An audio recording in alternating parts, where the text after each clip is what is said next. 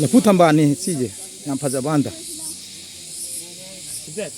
इधर सात ले जिक लेरी मफम जे कोई लाइनिंग दो सनामी कियोंगी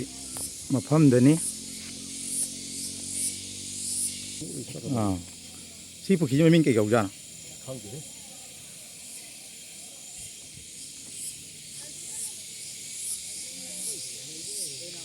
सोंगजिना असिना साक चाबम और मारे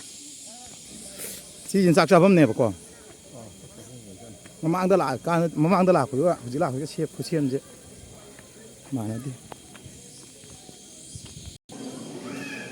साक चाबम